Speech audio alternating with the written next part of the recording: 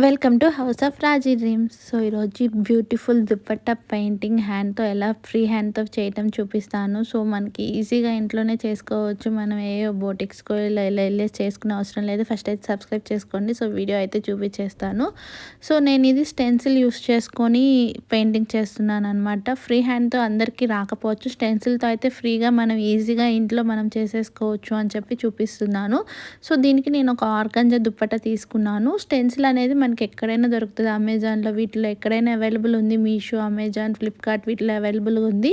So దాన్ని use చేసుకొని నేను ఇంత నీట్గా ఇంత అందంగా పెయింట్ చేసుకున్నాను అనమాట. సో యాజ్ ఇట్ ఈజ్ ఇచ్చినట్టు స్టెన్సిల్ కాకుండా నేను అక్కడక్కడ నాకు కావాల్సిన పెద్ద బంచ్ కావాలి అనుకున్న చోట ఎక్కువ ఫ్లవర్స్ యూస్ చేశాను. లేదు చిన్నగా స్మాల్గా వేసుకుందాం అనుకున్న దగ్గర ఫ్లవర్ అయితే మనం టోటల్ ఎలా ఇచ్చారో అలానే యూస్ చేసుకోవచ్చు, కానీ నేను మాత్రం ఇలా యూస్ చేసుకున్నాను. వీడియో క్లియర్గా చూస్తే అర్థమవుతుంది. సో దీనికి కావాల్సిన ఆర్కిలిక్ పెయింట్స్ అన్నీ తీసేసుకొని నేను ఫస్ట్ కింద అయితే పేపర్ వేసుకుంటున్నాను.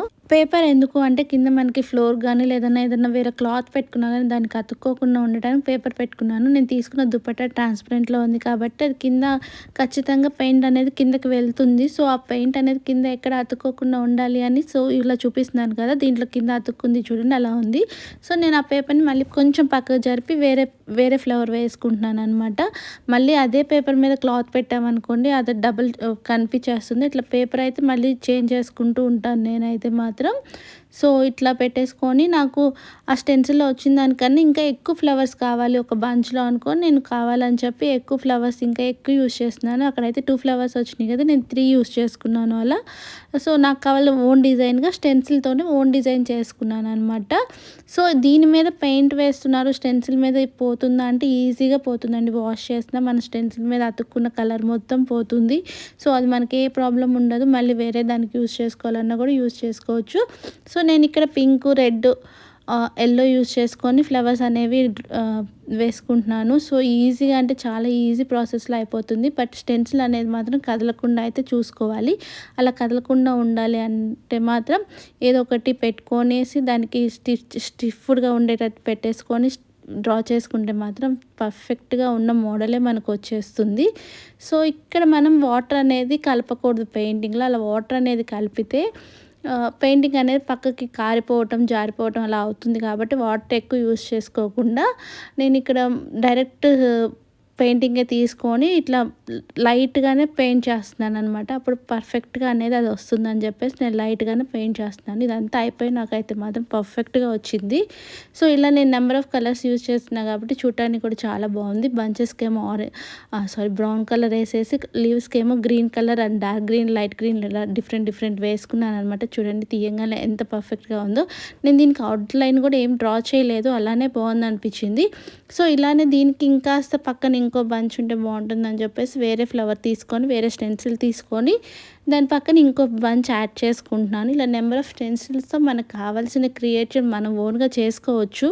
ఇక్కడైతే నేను వేరే ఫ్లవర్స్ రోజెస్ యూస్ చేస్తున్నాను. దీని పక్కన ఇది మొత్తం ఒక బంచ్ లాగా అంటే దుపట్టాకి 4 ఎడ్జ్న 4 బంచెస్ లాగా పెట్టేసుకొని మధ్యలో స్మాల్ ఫ్లవర్స్ వేసుకొని మిడిల్లో కూడా ఒక బంచ్ లాగా పెట్టుకుందాం అని చెప్పి ప్లాన్ అనమాట. దుపట్టా అంతా అయిపోయినాక లాస్ట్ ఎండింగ్లో ఎలా వేసాను అనేది చూపిస్తాను.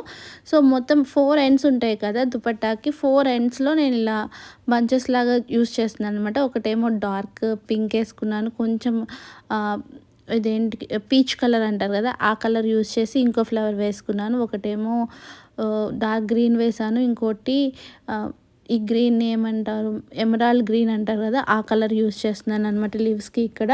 సో ఇలా మన దగ్గర నెంబర్ ఆఫ్ కలర్స్ ఉన్నా కూడా చాలా అవైలబుల్ ఉన్నా కూడా చాలా నీట్గా వేసుకోవచ్చు అనమాట. వీటితో కలర్స్తో పెయింటింగ్ అనేది మనకి అసలు పెయింటింగ్ వేయటం కూడా చేతగాని వాళ్ళు కూడా ఇలా నీట్గా వేసుకోవచ్చు. సో నాదైతే ఇలా వచ్చింది, పర్ఫెక్ట్గా వచ్చింది అసలు.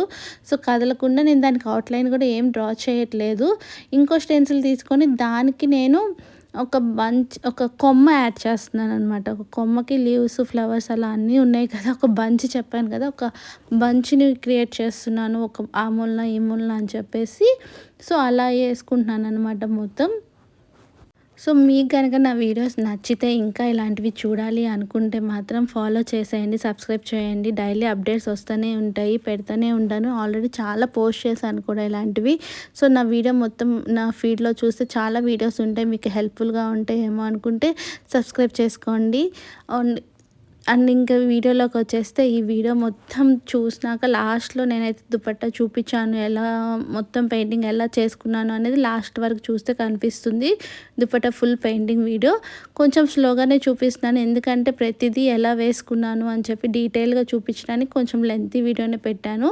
సో, మనం ప్రతిసారి బ్రష్ వాష్ చేసే పని కూడా లేదు. కొంచెం మిక్స్ అయినా పర్వాలేదు అని చెప్పేసి నేను అలా వేసుకున్నాను. చూడండి ఫైనల్ లుక్ అయితే ఎంత బాగా వచ్చిందో. మిడిల్‌లో ఇలా రోజెస్ వేసుకున్నాను. అటు ఇటు బంచెస్ వేసుకొని మధ్య మధ్యలో చిన్న చిన్న ఫ్లవర్స్ అయితే వేసుకున్నాను. ఎంత కలర్ఫుల్‌గా వచ్చిందంటే వైట్ దుప్పట్టా మీద ఎలాంటి డ్రెస్ మీద అయినా భలే ఉంటుంది ఈ దుప్పట్టా అయితే మాత్రం. నచ్చితే లైక్ చేయండి, షేర్ చేయండి, కామెంట్ చేయండి.